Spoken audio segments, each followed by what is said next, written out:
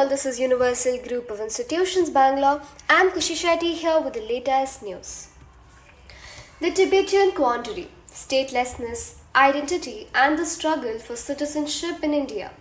The article addresses the complex legal status of Tibetan refugees in India, highlighting the challenges of the statelessness, the bureaucratic hurdles in obtaining necessary documentation, and the socio-political implications of their uncertain future.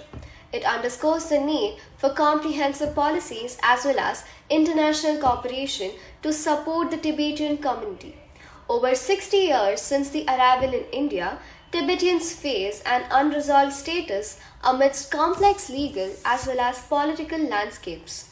The influx began in 1959 following the Dalai Lama's flight from Chinese occupation.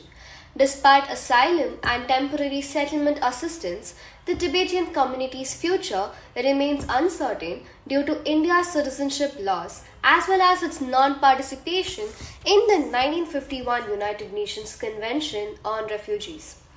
In the initial exodus and settlement, 1959 efflux.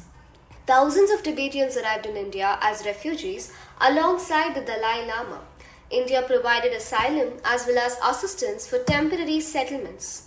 The Tibetan community now includes third-generation settlers, but their status remains ambiguous. Required for Tibetans to live in India as per the Foreigners Registration Act 1946 as well as Registration of Foreigners Rule.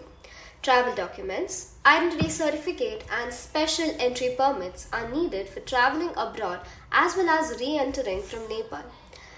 In 2016, the Ministry of Home Affairs made RC renewal online and extended the renewal period to 5 years.